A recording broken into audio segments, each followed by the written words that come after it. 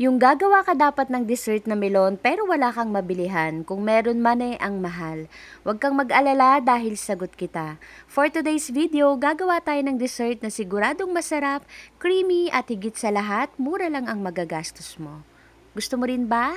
Tara, gawa tayo. At dahil wala nga tayong melon, gagamit tayo ng Magic Melon Jelly. Nabili ko po ito online at kung paano ito lutuin, may cooking instruction po yan sa likod. Pero ako, hindi ko yan sinunod. Ang ginawa ko, naglagay ako ng 5 cups ng water, then 1/2 cup ng asukal. Ganito kasi ako magluto ng mga gulaman na ginagamit ko. I-mix natin ng mabuti at pakuluan at once na kumukulo na, ahunin na natin sa kalan, then ilagay sa mga lagayan at hatiin sa dalawa. At habang naghihintay tayo na mag-set or tumigas yung melon jelly, magluto tayo ng tapioca.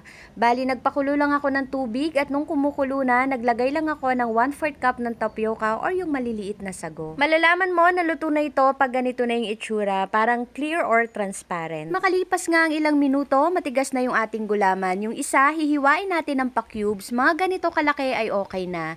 Then yung isa naman ay kakayurin natin ng parang sabuko. Yung paglalagay ko ng 1/2 cup ng asukal, para sa akin okay na po yung tamis nun. Pero kung gusto niyo ng mas matamis pa, magdagdag na lang po kayo ng asukal. After nating may handa lahat ng mga ingredients, start na natin gawin yung dessert. Sa isang mixing bowl, ilagay na natin yung melon jelly, sago, at maglalagay din pala ako ng whole corn kernel. Magbibigay ito ng extra sarap sa ating dessert. 1 ka ng all-purpose cream at 1 ka ng condensed milk. Baka magtaka po kayo, bakit orange yung condensed milk? Yan pong ginamit natin ay melon condensed milk. I-mix natin ito ng mabuti at ilagay sa ref. Mas masarap kasi itong kainin pag malamig. At tignan nyo naman kung gaano ka-creamy yung ating melon dessert. Gusto mo rin ba? Tara, kain tayo. Hello everyone! For today's video, gumawa naman ako ng dessert. At itong dessert na to, matagal ko na talagang gustong gawin kasi natatakam ako sa melon. Kaya lang, wala akong makita or may makita man ako ay napakamahal. So, ang ginawa ko, gumawa na lang ako ng sarili kong melon char. So, yan. Gumawa na lang ako ng gulaman na flavor melon. Ang bango-bango amoy melon talaga.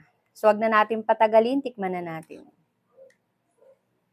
Tingnan nyo naman kung gaano ka-creamy itong ating ginawa.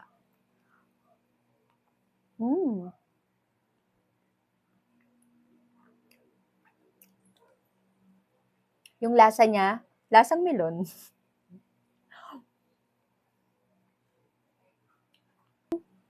Ang ganda ng combination ng corn dito sa gulaman na melon.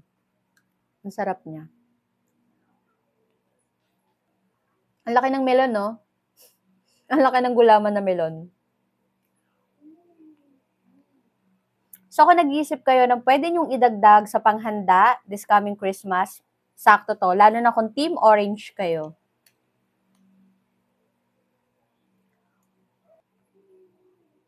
So, kung nagsasawa na kayo sa fruit salad, macaroni salad, buko pandan, try nyo tong recipe na to.